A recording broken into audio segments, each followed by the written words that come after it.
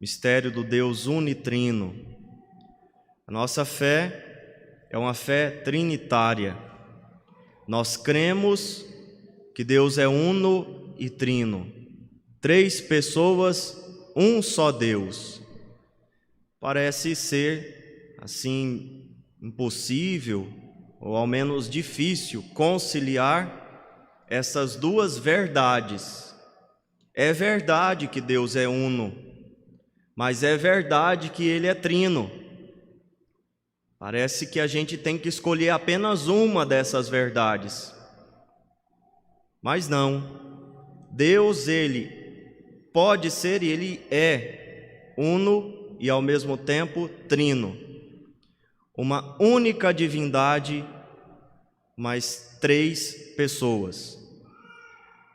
Um só Deus, eterno, onipotente, onipresente, onisciente, inefável, imutável, eterno, infinito, princípio de todas as coisas, um só Deus, em 3 pessoas, Pai, Filho e Espírito Santo. O Pai não é o Filho não é o Pai. O Pai e o Filho não são o Espírito Santo. O Espírito Santo não é o Pai nem o Filho. 3 pessoas distintas, mas um só Deus. Uma só divindade, uma só natureza divina. Esse é o mistério que hoje nós celebramos. E se para você é difícil entender, podemos dizer assim que você está no caminho certo. Porque é um mistério não para ser entendido, mas para ser contemplado. Todos os anos, nesta ocasião, nós nos recordamos de Santo Agostinho. Ele estava caminhando na praia e viu uma criança colocando a água do mar, num buraquinho na areia, com uma concha. Essa criança insistia em correr no mar, buscar água, trazer para o buraquinho na areia. Santo Agostinho se aproximou e perguntou o que ela queria fazer. A criança respondeu: quero colocar o mar aqui dentro. Então Santo Agostinho respondeu: é impossível. Você está trabalhando inutilmente. É impossível colocar o mar num buraco na areia. A criança, que na verdade era um anjo, disse para Santo Agostinho, ele que estava tentando entender o mistério da Trindade: é mais fácil colocar o mar aqui do que você entender o mistério da Trindade. Nós somos esse buraquinho na areia, muitas vezes tentando compreender tudo, tentando ali receber a água do mar, conter toda a água do mar. É impossível. Nós somos pequenos, nós somos finitos, nós somos menores do que este buraquinho na areia. É mais fácil pôr a água do mar, com toda a sua imensidão, num buraco na areia, do que você e eu entendermos o mistério da Trindade totalmente. Nós não podemos entender. Então, se você acha difícil entender, você está certo, no caminho certo. Nós não queremos entender porque sabemos que é impossível. Nós hoje mais contemplamos do que entendemos. O cristão contempla esta realidade de amor, esta realidade de comunhão, de relação, esta realidade do Deus unitrino. O que nós podemos dizer é aquilo que foi revelado para nós. No Antigo Testamento, em primeiro lugar, Deus se revelou como o Deus verdadeiro, ou, antes ainda, como Deus maior do que os outros deuses. Em primeiro lugar, Deus se revela como um Deus maior do que os outros. Quer dizer, ainda há outros. A compreensão a respeito de Deus, ela é progressiva na história da salvação. Os primeiros ali, como Abraão ou os demais que caminharam após ele, não tinham a compreensão que nós temos hoje, depois de tantos anos, depois de milhares de anos. Deus, ele vai se revelando, também tendo paciência com o povo que é lento para entender. Jesus, quando estava ali caminhando com os discípulos de Emaús, que estavam se queixando porque um profeta tinha morrido, fazia 3 dias que tinha sido sepultado, um profeta grande. Jesus diz: como vocês são lentos para crer, lentos para entender a Sagrada Escritura, a palavra de Deus. Então o povo é lento, e é por isso que, em primeiro lugar, Deus se revela como um Deus maior do que os outros. Mas logo depois, ele já se revela como o único Deus. Na verdade, não existe os outros. Os outros são falsos. Têm olhos e não podem ver. Têm boca, não podem falar. Têm nariz, mas não podem cheirar. Tendo ouvidos, não podem ouvir. Nenhum som sua garganta produz. É assim que são os outros deuses. Não são nada, não existem, são deuses falsos. Só existe um Deus. Então, o povo de Deus do Antigo Testamento compreendeu aos poucos que não existe Deus fora do Deus de Abraão, de Isaque e Jacó. Deus é uno. Mas Jesus vem, como a plenitude da revelação, nos ensinar que Ele é também trino, que o Pai sempre foi Pai, que o Filho sempre foi Filho, que o Espírito sempre foi o Espírito Santo. Não existiu um tempo em que o Pai não fosse Pai. Pai não é anterior ao Filho, os dois são eternos. Não existiu um tempo em que o Filho não fosse Filho, e não existiu tempo em que o Espírito não fosse o Espírito. O Pai sempre foi Pai, e sempre teve um Filho. O Filho sempre foi Filho e teve um Pai. E sempre houve um amor concreto, palpável, real, eterno, entre o Pai e o Filho, que é o Espírito Santo, sempre. E como isto é possível? Como é possível que o Pai seja Deus, que o Filho seja Deus, que o Espírito seja Deus, mas um só Deus, não 3 deuses? O Pai, ele se dá totalmente ao Filho. Ele não guarda nada para si.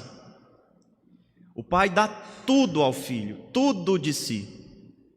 De modo que Jesus diz: quem me vê, vê o Pai. O Filho dá tudo de si para o Pai. Podemos dizer também que quem vê o Pai, vê o Filho, mas é claro que só o Filho se fez ver, só o Verbo se fez carne, só o Filho se fez carne. Então ele nós podemos ver, e vendo Jesus, nós vemos o Pai e vemos o Espírito. Quem vê o Pai, vê o Filho, quem vê o Filho, vê o Pai, quem vê o Espírito, vê o Filho e o Pai. O Pai se dá totalmente ao Filho, o Filho se dá totalmente ao Pai. O Pai não é maior do que o Filho, porque ele não guarda nada para si. Se ele guardasse, ele seria maior do que o Filho. Mas não é, porque dá tudo de si, de modo que o Filho tem a mesma majestade do Pai, a mesma divindade do Pai, e vice-versa.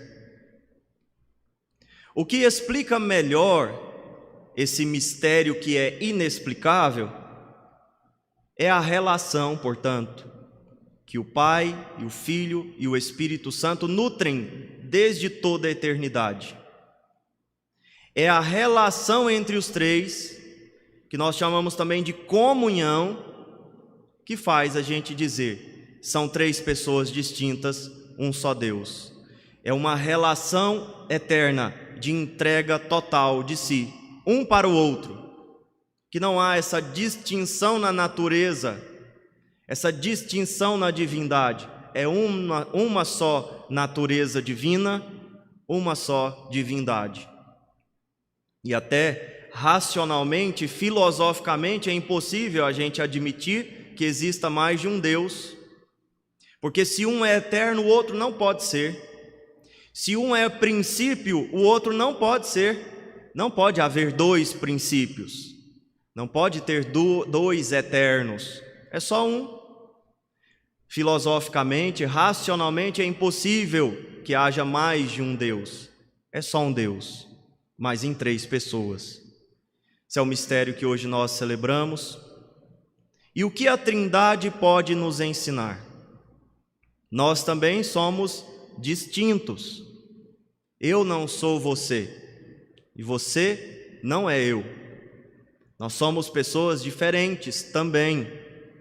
Mas isso não nos impede de viver a comunhão, de viver uma relação. É claro que a gente não vai conseguir viver esta relação assim tão profunda, total, que nós vimos na Trindade.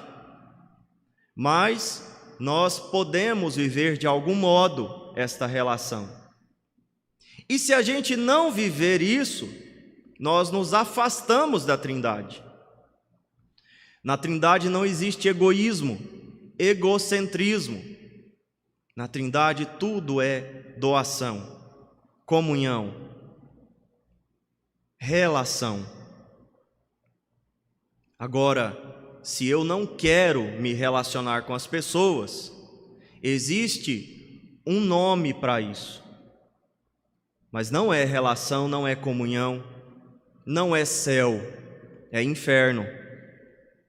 O inferno é o lugar onde vivem milhares, milhões de demônios e de almas condenadas que não se relacionam. O inferno está cheio, e às vezes a gente esquece disso, mas tem mais lugar. Nossa Senhora de Fátima, eu sempre me recordo, quando falo do inferno, eu lembro de Nossa Senhora de Fátima orientando os pastorinhos a rezarem pelos pecadores, porque mais almas caem no inferno do que as folhas no outono. E mesmo que o inferno tenha milhões de almas e demônios, eles não se relacionam. E isto é justamente o que configura o inferno. Não há relação, não há comunhão, há um egoísmo, uma solidão eterna. Se nós queremos ir para o céu, precisamos aprender a viver a relação, a comunhão entre nós, como o Pai, o Filho e o Espírito Santo vivem, porque é assim que nós vamos viver eternamente. Agora, se aqui na terra eu não quero saber da Maria Irmã, que Deus colocou do meu lado, por que eu iria querer a Maria Irmã comigo no céu? Se aqui, que é apenas um instante, um brevíssimo segundo, eu não quero ninguém perto de mim, por que que eu iria querer no céu? Muitas pessoas já trazem o inferno para cá, vivendo a solidão, mas não aquela solidão necessária, aquela solidão que nos coloca na presença de Deus, porque também, às vezes a gente vive uma perturbação constante, vive na multidão, achando que a gente está com as pessoas, que nós estamos com as pessoas, mas na verdade isso não é relação. Muitas vezes a gente tem que se retirar e viver aquela solidão diante de Deus, onde eu olho para Deus, Ele olha para mim, me cura, me transforma, me instrui, onde eu me conheço melhor. Essa solidão é boa. Ninguém está sozinho neste mundo, a não ser que queira. Porque mesmo estando sozinho, a gente tem Deus. Agora tem gente que nem Deus tem.